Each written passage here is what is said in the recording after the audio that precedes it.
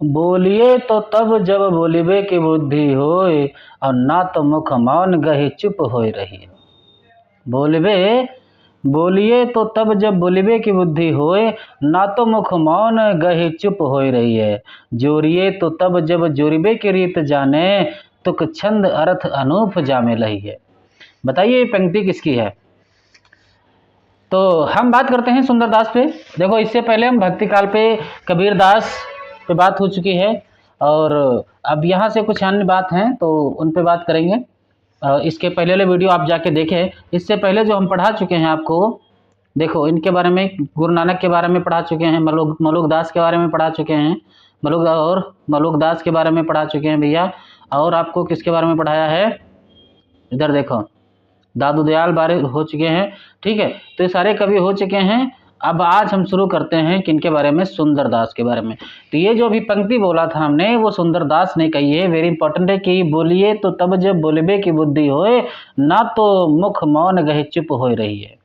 जोरिए तो तब जब जोरिबे की रीत जाने, तुक छंद अर्थ अनूप जामे लहिए। ये पंक्ति किसकी है? सुंदरदास की पंक्ति है। देखो वेरी इंपॉर्टेंट, सुंदरदास के बारे में देखो रामचंद्र शुक्ल ने क्या कहा है। ठीक है, थोड़ी थोड़ी बातें हम बात सब पे करेंगे। अब आज संपूर्ण हम संत काव्य समाप्त कर देंगे। ठीक है, संत काव्य बाकायदा रचनाओं को मैंने ट्रिक के साथ आपको याद कराने की कोशिश करूंगा।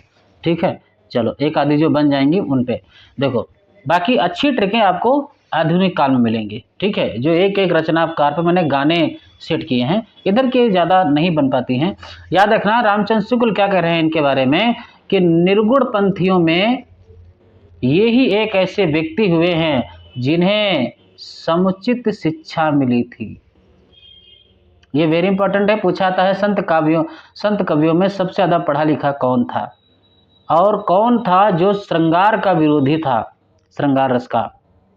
तो ये वो कौन थे? सुंदरदास थे। ठीक है, कहते हैं कि जो काव्य कला की रीत आदि से अच्छी तरह परिचित थे, इनकी रचना, वेरी इंपॉर्टेंट, देखो क्या हो रहा है, रामचंद्र शुक्ल कह रहे हैं, इतनी बातें इंपॉर्टेंट है कि इनकी रचना साहित्यिक और सरस है। वेरी इंपॉर्टेंट, सुंदरदास के बारे में रामचंद्र शुक्ल कह रहे हैं कि इनकी रचना साहित्यिक और सरस है, भाषा भी काव्य की मंजी हुई ब्रज भाषा है। बस इतना आपसे पूछा जाएगा कि ये बताइए कि रामचंद्र शुक्ल ने किसके बारे में कहा है? तो सुंदरदास के बारे में, कि इनकी रचना साहित्यिक और सरस है, यानी रस से युक्त है, और भाषा भी इनकी कैसी है? ब्रज भाषा है। ठीक है, ब्रज भाषा, वेरी इंपॉर्टेंट। अगली बात करते हैं कि भक्ति और ज्ञान चर्चा। देखो, भक्ति और ज्ञान चर्चा के अतिरिक्त नीति और देश आचार आदि पर भी इन्होंने बड़े सुंदर पद कहे हैं। भक्ति और ज्ञान चर्चा के अतिरिक्त इन्होंने नीति देश आचार पर भी इन्होंने बड़े सुंदर पद कहे हैं। ये कौन कह रहे हैं? रामचंद्र शुक्ल कह रहे हैं सुंदरदास के बारे में। अगली बात, इनकी रचना, देखो इनकी रचना काव्य पद्धति के अनुसार होने के कारण संतों की रचना से भिन्न दिखाई पड़ती है। संत तो ये थे ही, पर कवि भी थे। कौन थे? कवि भी थे। इंपॉर्टेंट है, देखो एक बार फिर से समझ लो इस बात को, कि इनकी रचना जो है काव्य पद्धति के अनुसार होने के कारण संतों की रचना से भिन्न दिखाई पड़ती है। ये सबसे ज्यादा इंपॉर्टेंट, संत तो ये थे ही, पर कवि भी थे। ये रामचंद्र शुक्ल ने किसके बारे में कहा कि ये संत तो थे ही, पर ये कवि भी थे? सुंदरदास के बारे में रामचंद्र शुक्ल ने कहा है। अगली बात पढ़ते हैं कि शिक्षा द्वारा विस्तृत दृष्टि प्राप्त होने से इन्होंने और निर्गुणवादियों के समान लोक धर्म की उपेक्षा नहीं की थी। लोक धर्म की उपेक्षा किसने नहीं की थी? सुंदरदास ने। इन्होंने जो सृष्टि तत्व आदि कहे हैं, वे भी औरों के समान मनमाने और ऊट पटांग नहीं है। मनमाने और ऊट पटांग नहीं है, शास्त्र के अनुकूल है, यानी जैसे शास्त्र है उसी प्रकार से इनकी रचना भी है। ठीक है, और कुछ बात इनके बारे में थोड़ी सी बात है कि सुंदरदास सर्वाधिक विद्वान और सुशिक्षित और शास्त्रज्ञ थे। ये बहुत इंपॉर्टेंट है। सर्वाधिक विद्वान और सुशिक्षित यानी बहुत क्या नाम है, शिक्षित थे और शास्त्रज्ञ भी थे। इनकी रचनाओं में शास्त्रों की झलक दिखती है। सुंदरदास श्रृंगार रस की रचनाओं के कट्टर विरोधी थे। कौन? सुंदरदास। भक्ति काल के संत कवियों में कौन सा ऐसा कवि था जो श्रृंगार रस की रचनाओं का विरोधी था? तो वो कौन थे? सुंदरदास जी। कौन थे भैया? सुंदरदास जी। अब हम कुछ अन्य तथ्य पढ़ते हैं इनके बारे में। क्या है अन्य तथ्य? देखो, सिंगा बारे में जानते हो? सिंगा ने महाराज ब्रह्मगिरि के शिष्य मनरंगीर को अपना आध्यात्मिक पथ प्रदर्शक स्वीकार किया है। ठीक है, कौन? सिंगा जी ने। ब्रह्मगिर के शिष्य कौन थे? मनरंगीर को अपना आध्यात्मिक पथ प्रदर्शक स्वीकार किया है। सिंगा जी की भाषा क्या थी? निमाड़ी थी। क्या भाषा थी? निमाड़ी थी। कैसी भाषा थी भैया? निमाड़ी थी। ठीक है, अगली ये कुछ अन्य बातें हैं, महत्वपूर्ण बातें हैं कि बावरी साहिबा बावरी पंथ की प्रमुख संत थी। Very important. बावरी जो साहिबा थे बावरी पंथ की प्रमुख संत थी। बावरी साहिबा बावरी पंथ की प्रमुख संत थी। ये अकबर की समकालीन व उच्च कुल से थी। Very important. ये अकबर की समकालीन व उच्च कुल से थी। ठीक है, चलो आगे बढ़ते हैं। Very important. देखो, रज्जब का पूरा नाम क्या था? रज्जब अली खां। पूरा नाम क्या था भैया? रज्जब अली खां। रज्जब ने उदाहरण शैली का, देखो उदाहरण शैली का प्रचुर प्रयोग किया है। रज्जब का पूरा नाम क्या था? रज्जब अली खां। इन्होंने रज्जब ने उदाहरण शैली का भी खूब प्रयोग किया है। साधो संप्रदाय, देखो साधो संप्रदाय के प्रमुख ग्रंथ जो कौन था? एक निर्वाण ज्ञान में वीर भान की रचनाएं संकलित हैं। वीर भान की रचनाएं क्या हैं? संकलित हैं। साधो संप्रदाय के प्रमुख ग्रंथ कौन था? निर्वाण ज्ञान में वीर भान की रचनाएं संकलित हैं। ठीक है, आगे बढ़ते हैं। संत साधना का साहित्यिक रूप, संत साधना का जो साहित्यिक रूप है कहाँ है? पढ़रमपुर से प्रारंभ हुआ था। संत साधना का, वेरी इंपॉर्टेंट, अगर आपसे पूछा जा सकता है कि संत साधना का साहित्यिक रूप कहाँ से जो है आरंभ होता है, प्रारंभ होता है, तो पढ़रमपुर से। अगली बात देखते हैं अक्षर अनन्य के बारे में। अक्षर अनन्य क्या थे? विद्वान थे तथा वेदांत के साथ अच्छे ज्ञाता भी थे। इन्होंने योग और वेदांत पर कई ग्रंथ यानी राजयोग, विज्ञान योग, ध्यान योग, सिद्धांत बोध, विवेक दीपिका और ब्रह्म ज्ञान, अनन्य प्रकाश आदि लिखे व दुर्गा सप्तशती का हिंदी पद्यों में अनुवाद किया। अब देखो यहाँ से 1 मिनट फिर से समझते हैं थोड़ा। 1 मिनट इस बात को थोड़ा समझो। देखो, अक्षरन विद्वान थे, ठीक है, तथा क्या थे? सबसे पहली बात विद्वान थे। दूसरी बात, इन्होंने योग और वेदांत पर कई ग्रंथ लिखे। देखो जैसे कौन कौन से? देखो, एक ये तुम्हारा है, ये नहीं चल पाएगा। ठीक है, एक राजयोग, एक विज्ञान योग, दूसरा ध्यान योग, सिद्धांत बोध, वेरी इंपॉर्टेंट, विवेक दीपिका और ब्रह्म ज्ञान और अनन्य प्रकाश आदि लिखे। एक चीज, राज, विज्ञान, ध्यान, सिद्धांत, जिनके पीछे योग लगा हो अक्षर अनन्य की रचनाएं हैं। राज, विज्ञान, ध्यान, सिद्धांत, विवेक दीपिका आपको याद रखना है। इसमें एक तो याद रखनी है आपको विवेक दीपिका, एक ब्रह्म ज्ञान, एक अनन्य प्रकाश। इनकी बहुत रचना बात पूछी जाती है, किसकी? अक्षर अनन्य की। ठीक है, दुर्गा सप्तशती, देखो दुर्गा सप्तशती का हिंदी में पद्यों में अनुवाद किसने किया था? अक्षर अनन्य ने। अक्षर अनन्य छत्रसाल के गुरु थे, याद रखना, छत्रसाल के गुरु भी थे।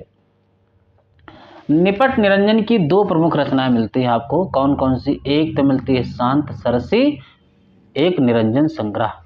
ठीक है, एक शांत सरसी, एक निरंजन संग्रह। निपट निरंजन की दो प्रमुख रचनाएं हैं, एक शांत सरसी, एक निरंजन संग्रह। ठीक है, चलो आगे बढ़ते हैं। जगजीवन दास के अनुसार, वेरी इंपॉर्टेंट, जगजीवन दास एक आते हैं, जगजीवन दास के अनुसार निर्गुण ब्रह्म की उपासना ही धर्म है। जगजीवन दास कहते हैं कि निर्गुण ब्रह्म की उपासना ही को क्या माना है? धर्म माना है। ठीक है, प्रमुख संत कवि एवं उनकी रचनाएं देख तो क्या है, देखो वेरी इंपॉर्टेंट है। देखो नामदेव ने एक ही रचना लिखी है भैया, अभंग, वेरी इंपॉर्टेंट है अभंग, जो मराठी भाषा में थी।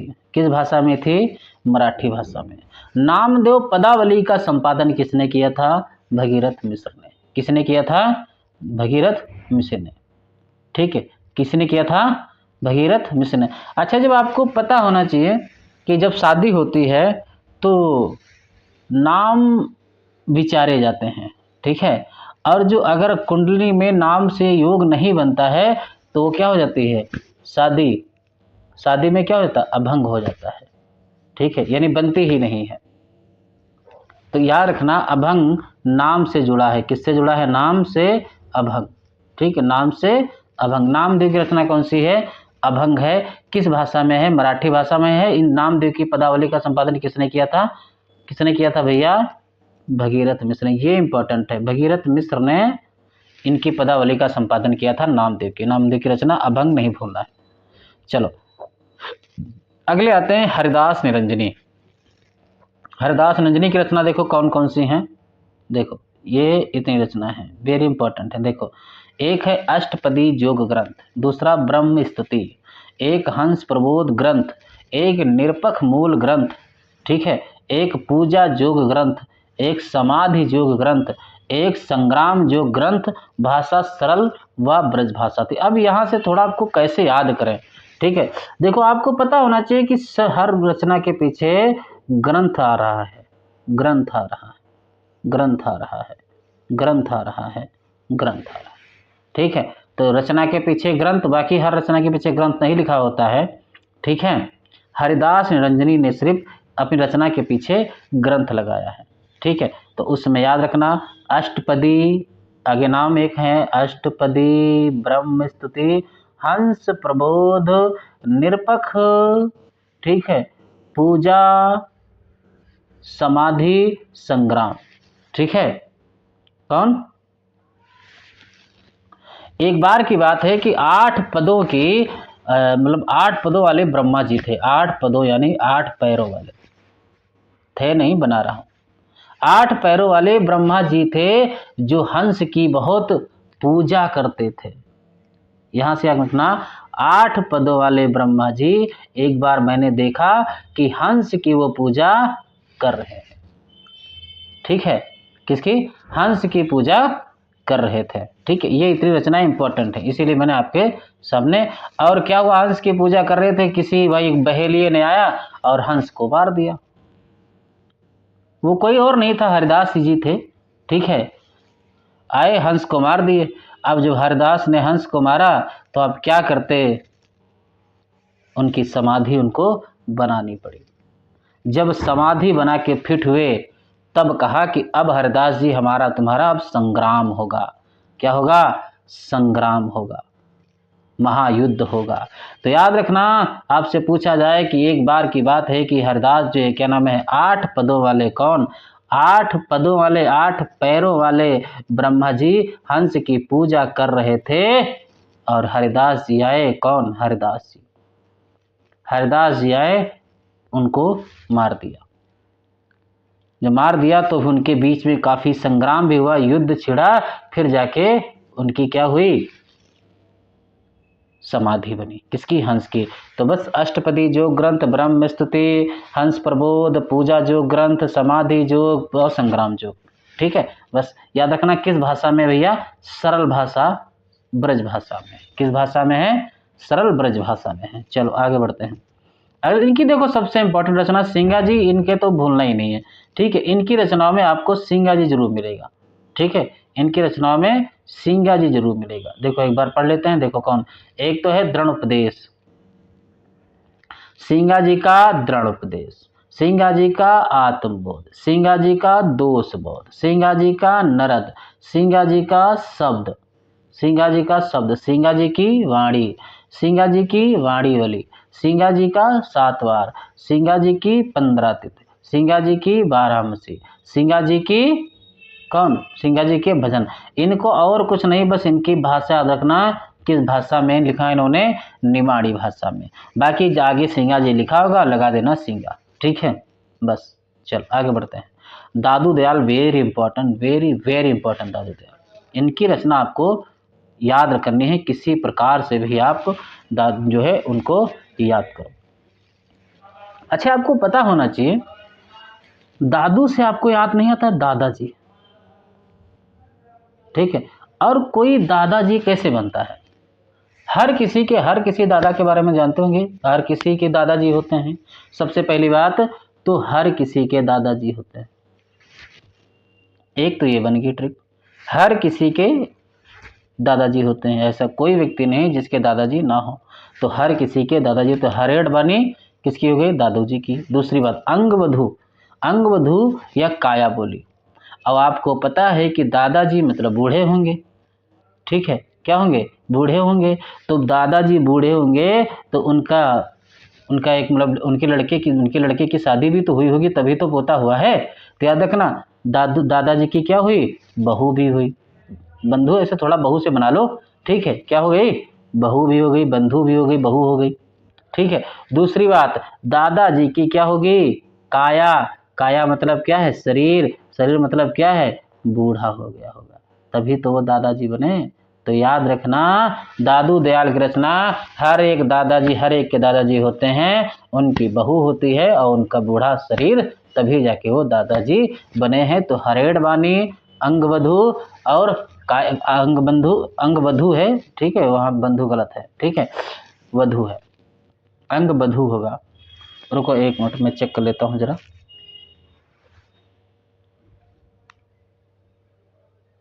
हाँ अंगवधू है, ठीक है, अंगवधू है, बिंदी काट दो भैया, बंधु नहीं यहाँ पे, अंगवधू।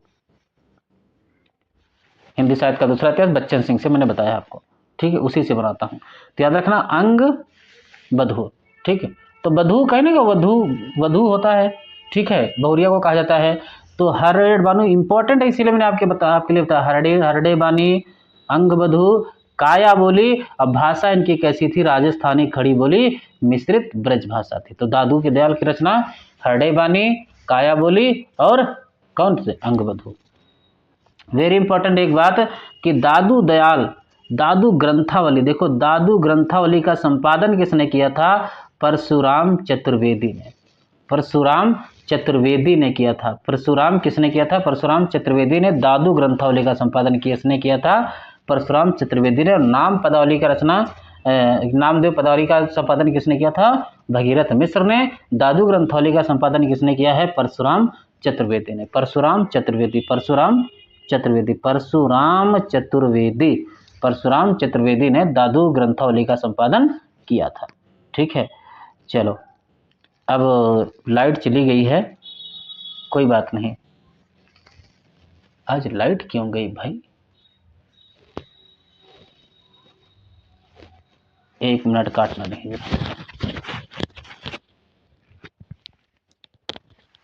1 मिनट 2 मिनट।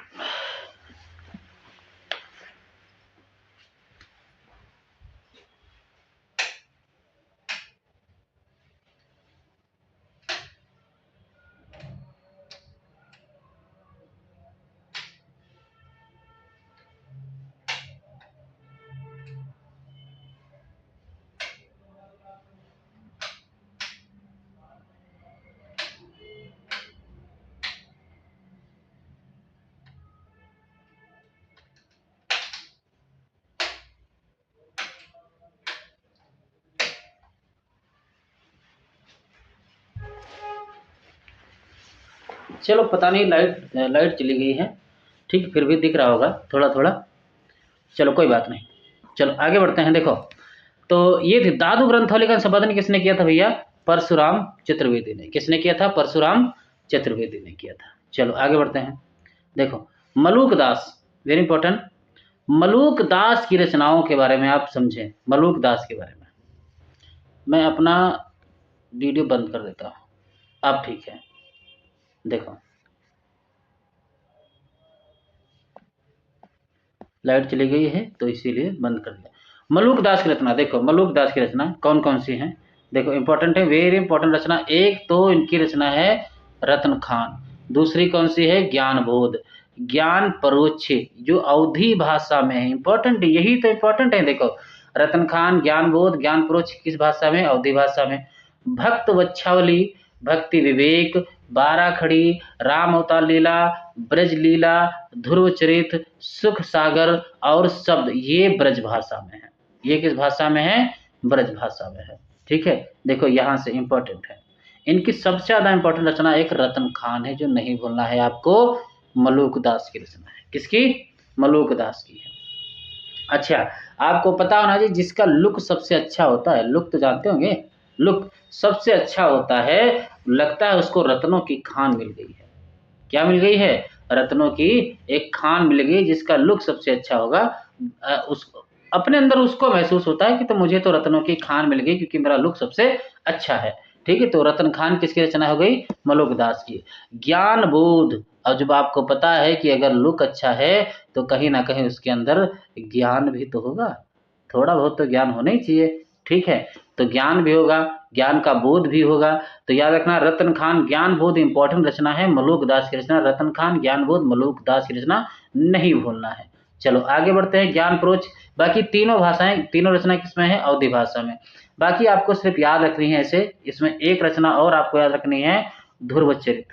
ठीक है, ध्रुव चरित और सुख सागर, ये तीन रचना है। देखो ब्रजलीला, ठीक है, ध्रुव चरित, सुख सागर, कुछ नहीं भूलना। तो आपको ये नहीं भूलना है, ये मलूक दास की वेरी इंपॉर्टेंट है।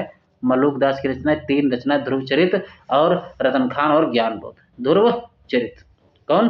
ध्रुव चरित कौन? आपको ध्रुव क्या नाम है, ध्रुव प्रहलाद थे ना, जानते हो? तो जब ध्रुव प्रहलाद क्या होते हैं आपको पता होना चाहिए। जब होलिका दहन होता है तो ध्रुव प्रहलाद की होते हैं, वही तो बैठते हैं। तो क्यों, जब जलने लगती, होलिका जलने लगती हैं तो ध्रुव ही तो, प्रहलाद ही तो उस पर बैठते हैं।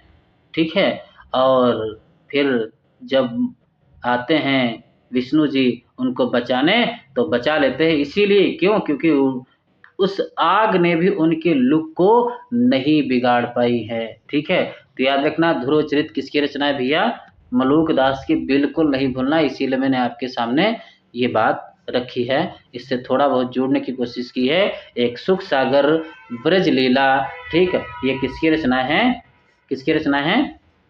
मलूक दास की। ठीक है, बाकी भक्त वच्छावली, भक्ति विवेक, बारह खड़ी, राम अवतार लीला, ब्रज लीला, ध्रुवचरित, सुख सागर, ये सब किस भाषा में है? ब्रज भाषा में है। किस भाषा में है भैया? ब्रज भाषा में। चलो आगे बढ़ते हैं। अगले आते हैं बाबा लाल। देखो बाबा लाल, बाबा लाल, इन्होंने देखो असरारे मार्फत और नादिरुन निकात, असरारे मार्फत या नादिरुन निकात, नादिरुल नित्रकात, ठीक है, ये दो रचना इनकी रचना है, इंपॉर्टेंट है। ठीक है, असरारे मार्फत। ठीक है, अगले आते हैं सुंदरदास। सुंदरदास ने देखो दो ही रचना लिखी है, बहुत इंपॉर्टेंट रचना है। एक कौन सी लिखी है? ज्ञान समुद्र, और एक लिखी है सुंदर विलास। ज्ञान समुद्र और सुंदर विलास। जो भाषा इसकी क्या है? परिष्कृत ब्रज भाषा है। कैसी भाषा है? परिष्कृत ब्रज भाषा है। सुंदर विलास और ज्ञान समुद्र किसकी लिखी है? सुंदरदास की है। किसकी है? सुंदरदास की रचना है। किसकी है? सुंदरदास की। Rajjab, very important, very important. इनकी सब बंगी याद रखना। सब बंगी जो रचना है ये बहुत इंपॉर्टेंट है, ये बहुत बार एग्जाम में पूछी जा चुकी है। देखो यहाँ डबल जा है तो यहाँ डबल बा है, जा बा, जा बा, यानी बना लो जब। ठीक है, जा बा, या बना लो रस। देखो रस बना लो, सबसे बढ़िया रस से रज्जब और सा से सबंगी। रज्जब बानी का संपादन किसने किया था? ब्रजलाल वर्मा ने किया था। वेरी इंपॉर्टेंट, किसने किया था भैया? ब्रजलाल वर्मा ने किया था रज्जब बानी का संपादन। ठीक है, गुरु अर्जुन सिंह, वेरी इंपॉर्टेंट, गुरु अर्जुन सिंह देखो इनकी रचनाएं ज़्यादा नहीं है। गुरु अर्जुन सिंह की देखो, एक तो इन्होंने लिखी है सुखमनी, एक लिखी है 52 अखरी और एक 12 मासा। बाकी सब भूल जाओ, सुखमनी याद रखो। आपको पता होना चाहिए रामायण क्या नाम महाभारत में क्या अर्जुन को कहीं भी सुख मिला था? अर्जुन तो कहीं बेचारे सुख पाते ही नहीं हैं। कौन? अर्जुन। क्यों? क्योंकि आपको पता यही वृहण ललाकार रोल करते हैं। तो याद रखना, तो सुख नहीं मिलता है किसको? अर्जुन सिंह को। किसको? अर्जुन सिंह को। तो सुखमनी किसकी रचना है? अर्जुन की है। 52 अखरी, वेरी इंपॉर्टेंट है, 52 अखरी भी किसकी है? अर्जुन सिंह की है। अर्जुन सिंह की। और 12 मासा, ठीक है। किस भाषा में लिखी गई है भैया? ब्रज भाषा में। किसकी है? ब्रज भाषा में, ठीक है। चलो आगे बढ़ते हैं। निपट निरंजन, इन्होंने कौन सी 2 रचना लिखी हैं? देखो, एक तो शांत सरसी और एक निरंजन संग्रह। तो निरंजन संग्रह से तो आप याद रखते हैं जो क्या है, निरंजन हो जाएंगे, ठीक है। शांत सरसी, देखो शांत सरसी क्या है, किससे है? निपट निरंजन। आपने वो कौन सी एक सीरियल आता था जिसमें अलख निरंजन बोलता था, वो कहीं अलख निरंजन खूब बोलता था, लेके केला खूब दौड़ता था, पर उसको कभी भी शांति नहीं मिलती थी किसी चीज से, वो शांत ही नहीं होता था। अलख निरंजन बोलता रहता। वो शांत सरसी रचना किसकी भैया? किसकी है? निपट निरंजन की। किसकी है? निपट निरंजन की। चलो आगे बढ़ते हैं। अक्षरानंद, मैंने सारी रचना आपको बता ही दिया है। अक्षरानंद की रचना देखो, एक तो राज विज्ञान ध्यान सिद्धांत बोध, ठीक है। विवेक दीप का, ये 3 रचना, इसमें से आपको 2 रचना याद रखनी है, एक सिद्धांत बोध विवेक दीप का और एक अनन्य प्रकाश, ठीक है। ये 3 रचना इंपॉर्टेंट है, सिद्धांत बोध विवेक दीप का और अनन्य प्रकाश। ये बहुत बार पूछी जा चुकी है, ये इंपॉर्टेंट है, ठीक है। चलो आगे बढ़ते हैं। गुरु नानक देखो, वेरी इंपॉर्टेंट, गुरु नानक की रचनाओं के बारे में कुछ सोचते हैं।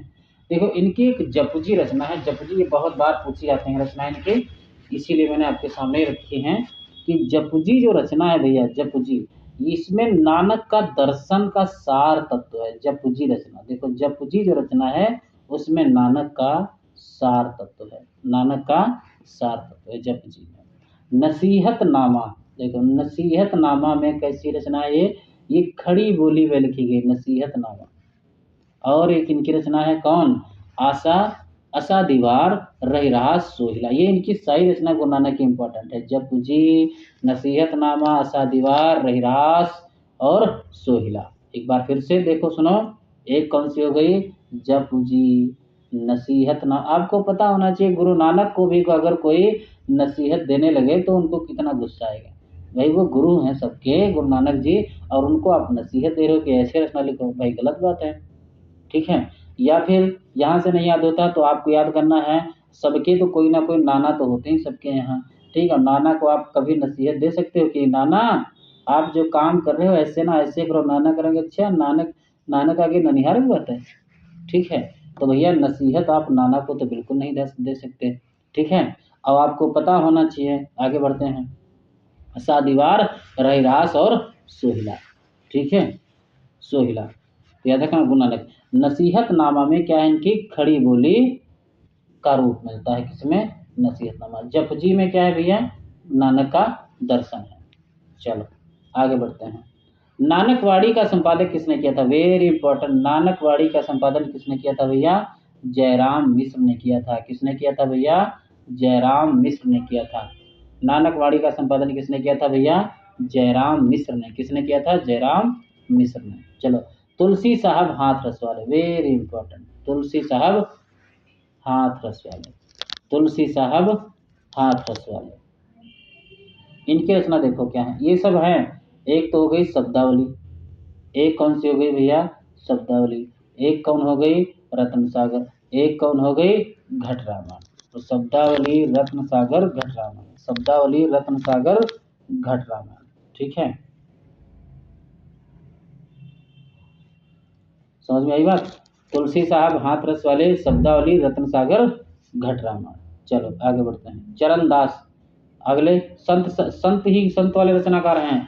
चरणदास चोर नहीं है, चरणदास। इन्होंने वेरी इंपॉर्टेंट 2 रचना लिखी हैं, एक तो लिखी है ब्रजचरित्र, एक लिखी अमरलोक। ठीक है, समझो थोड़ा। अरे हैं और भी रचना है, अरे काफी रचनाएं लिखी इन्होंने।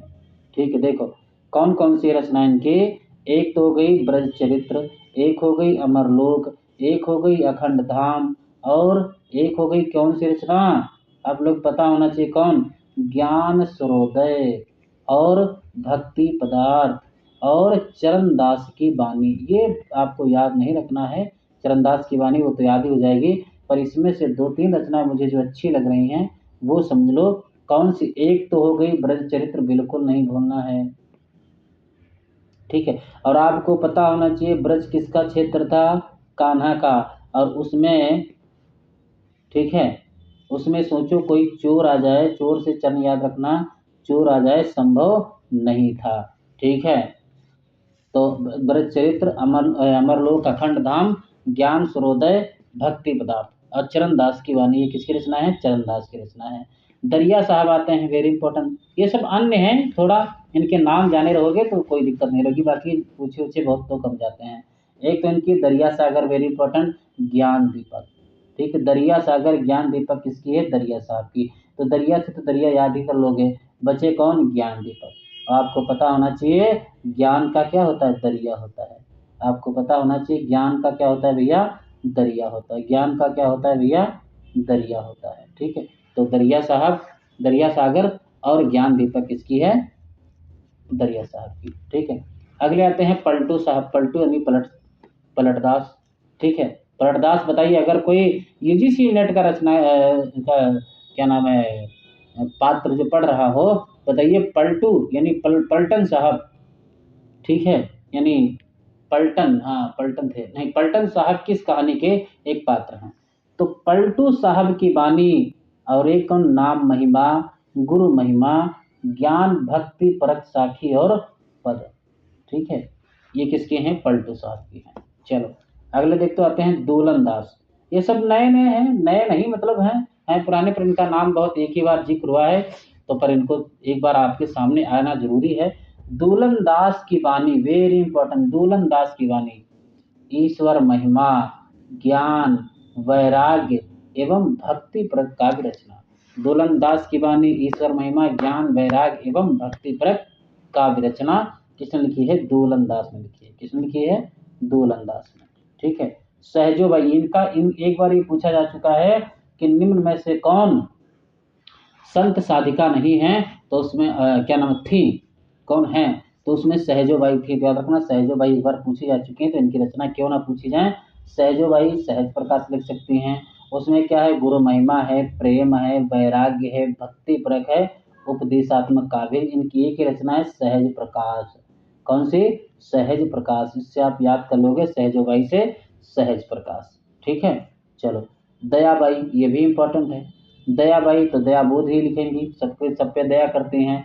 और आपको पता होना, एक दया का अर्थ क्या होता है, विनय भी होता नहीं है, बता रहा हूँ, विनती दूसरा होता है, दया दूसरी होती है। ठीक है, तो विनय मालिका और दयाबाई, आप इसमें से एक की रचना आपको याद रखनी है। विनय मालिका पूछ सकता है, ठीक है, कि विनय मालिका किसकी रचना है, तो कह देना कि मैं जब ज्यादा विनती सबसे करूंगी या करूंगा तो उसको मुझ पे दया तो आ ही जाएगी। तो विनय मालिका किसकी हो गई, दयाबाई की हो गई। किसकी हो गई भैया, दयाबाई। अगले आते हैं जगजीवन दास, वेरी इंपॉर्टेंट, जगजीवन दास। इन्होंने क्या लिखा, एक ज्ञान प्रकाश, महाप्रलय और प्रथम ग्रंथ है इनका। ज्ञान, भक्ति, गुरु महिमा, नाम महिमा, वो सब वही बात हो गई, छोड़ो, इनका कोई ज्यादा इंपॉर्टेंट नहीं है। अगले आते हैं धरणीदास। धरणीदास ने एक रचना लिखी है, देखो, प्रेम प्रकाश। ठीक है, प्रेम प्रयास होना चाहिए। चलो इसको इसको देख के आप बताना। ठीक है, भोजपुरी में ये पद्य रचना है। ठीक है, भोजपुरी में ये पद्य रचना है। प्रमुख संत कवियों का संक्षिप्त जीवन वृत्त। देखो अब इसके बारे में वेरी इंपॉर्टेंट है भैया, ये आपको याद ही करना पड़ेगा, ये तो आपको याद ही करना पड़ेगा, ये तो आप याद ही कर लोगे। देखो मैं सबसे पहले तो इनके जन्म याद, सन याद कराऊंगा, वेरी इंपॉर्टेंट है भैया, सन इनके पूछे जाते हैं। देखो रैदास और कबीर, रैदास जो थे वो कबीर दास से 10 साल बड़े थे, इन्हीं का नाम है भैया रविदास। और रविदास जयंती बता सकते हो आप लोग कमेंट करके कब मनाई जाती है? 5 फरवरी को मनाई जाती है। ठीक है, 5 फरवरी को जो है इनकी रविदास जयंती मनाई जाती है। अगर जो बच्चे काशी से हों, काशी हिंदू यानी बनारस से हों, तो आपको पता होना चाहिए काशी हिंदू विश्वविद्यालय यानी बीएचयू के आगे बीएचयू जो है वहीं पे है जो है रविदास जी का मंदिर, जो 1 तारीख से 10 फरवरी तक लंगर चलता है। खूब बड़ा लंगर चलता है, लगभग में 1-2 लाख 3 लाख आदमी रोज खाना खाते हैं। ठीक है, तो वही रैदास ये कहाँ के थे? काशी के ही थे, याद होना चाहिए। और इनका जन्म 1388 में यानी कबीर दास के जन्म से 10 साल पहले किसका जन्म हो चुका था? रैदास का। तो रैदास का जन्म 1388, कबीर दास का 1398, दोनों की मृत्यु एक ही समय है। ठीक है, 1518। और दोनों लोग कहाँ के थे? काशी के। दोनों लोगों के गुरु कौन थे? रामानंद। तो रैदास और कबीर दास के बारे में तो आप लोग समझ ही गए होंगे। 1388 जन्म और कहाँ हुआ था? काशी में। गुरु का नाम क्या था? रामानंद। ठीक है, अब इम्पोर्टेंट है यहाँ से जम्बनाथ, वेरी इंपॉर्टेंट। जम्बनाथ देखो इनका जन्म कब हुआ था? 1451 में हुआ था। क्रम लगाने के लिए आते हैं। 1451 में हुआ था जम्बनाथ का। जम्बनाथ का जन्म भैया कब हुआ था? 1451 में। और कहाँ के रहने वाले थे? नागौर के। कहाँ के? नागौर के। गुरु का नाम क्या था भैया? गोरखनाथ। गुरु का नाम क्या था? गोरखनाथ। जम्बनाथ के गुरु का नाम क्या था? गोरखनाथ। आपको पता होना चाहिए जम्बनाथ से आपको पता होना चाहिए जीभ। और जीभ कैसी होती है? गोरी होती है सबकी, यानी लाल होती है अंदर से। तो याद रखना जम्बनाथ, गोरखनाथ। ठीक है, और वेरी इंपॉर्टेंट इनका जन्म हुआ कब था? 1451 में। कब हुआ था भैया? 1451 में। जम्बनाथ 1451 में जन्म हुआ था। ठीक है, नागौर। कहाँ? नागौर में। कहाँ? नागौर में।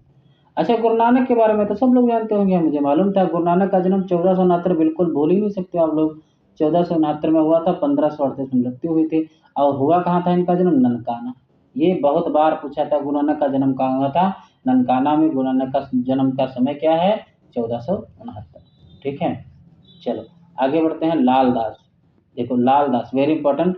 इनका जन्म कब हुआ था? 1540 में। आप बताइए कि सूफी रचना में कौन सी सूफी रचना है जो 1540 में लिखी गई थी?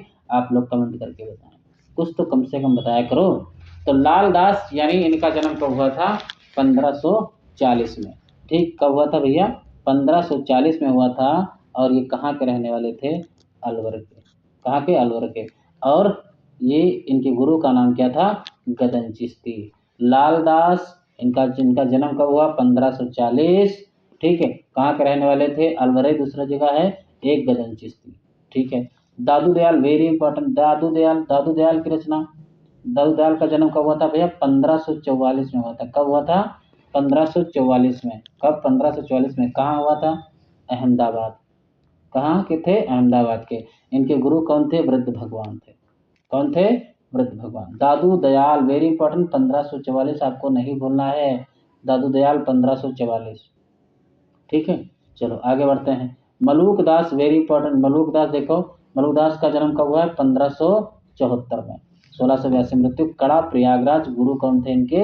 पुरुषोत्तम। कब? कौन थे? पुरुषोत्तम दास। सुंदर दास का जन्म 1596, वेरी इंपॉर्टेंट। सुंदर दास का जन्म कब हुआ था? 1596। कहाँ के थे? जयपुर के। इनके गुरु का नाम क्या था? दादू दयाल। अगर हम आपको बताएं, अगर हम आपसे पूछें, बताओ जरा, मैंने आपके सामने लिखा, बताइए रैदास का जन्म कब हुआ था? ये इंपॉर्टेंट है। रैदास का जन्म बताइए कब हुआ था? बताओ। सोच लिया? मैं बताता हूँ, 1388 में हुआ था। ठीक, अच्छा इसके बाद आते हैं कबीर का जन्म कब हुआ था? आप लोग जानते होंगे। कबीर दास का जन्म कब हुआ था? 1398 में हुआ था ना? 1398 में। तो फिर 1398। इसके बाद कौन आते हैं? इसके बाद कौन आते हैं? जम्बनाथ। कौन आते हैं? जम्बनाथ। जम्बनाथ का जन्म कब हुआ था?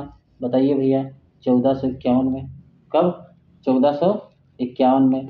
1451 के बाद अगर डेट पूछ ले आपसे कौन सी डेट है संत काव्य में, आप बहुत इंपॉर्टेंट है, तो 1469। इसमें गुरु किसका जन्म हुआ था? गुरु नानक का। किसका? गुरु नानक का।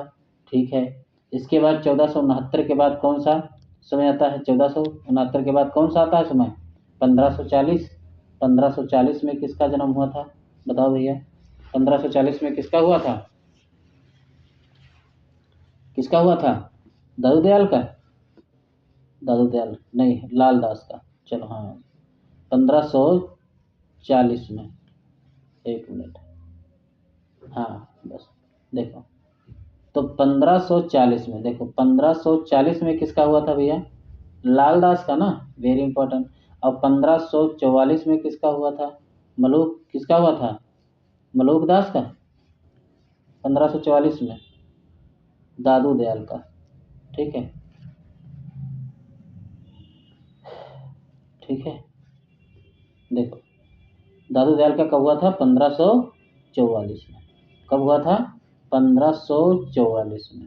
दादू दादू का जन्म कब हुआ था? 1544 में। फिर इसके बाद सीधे आ जाते हैं 1574 में। वो कौन हुए थे? कौन? मलूक दास। और उसके बाद लास्ट में 1596 में सुंदर दास। इन लोगों के थोड़े जन्म एक बार फिर से देख लो, इंपॉर्टेंट है इसीलिए मैं बता रहा हूँ। दादू दयाल का कई बार पूछा जाता है 1544, और मलूक दास तो खैर 1574 में बहुत ही इंपॉर्टेंट है। सुंदर दास 1596। तो ये हमारे आज हमने संत साहित्य को समाप्त कर दिया है। कुछ थोड़ा बहुत बचा है तो अब नहीं, बस इतना काफ़ी आपके इम्पोर्टेंट है। कल हम सूफी साहित्य शुरू करेंगे और बेहतरीन तरीके से सूफी साहित्य को हम पढ़ेंगे। ठीक है, चलो एक बार देखना चाहो तो देख लो। रैदास 1388 काशी रामानंद, कबीरदास 1398 काशी रामानंद जानते हो। जब जम्बनाथ 1451, नागौर गोरखनाथ, गुरु नानक 1469 ननकाना, और लाल दास 1540 कहाँ? अलवर गदन चिश्ती। दादू दयाल का जन्म 1544 में हुआ था, अहमदाबाद वृद्ध भगवान। मलूक दास 1574 कड़ा प्रयागराज पुरुषोत्तम। सुंदरदास 1596 जयपुर दादू दयाल। ठीक है, तो आज के लिए इतना ही रखते हैं, और उसके बाद में कल हम सूफी साहित्य को, संपूर्ण सूफी साहित्य को पढ़ाते हैं। ठीक है।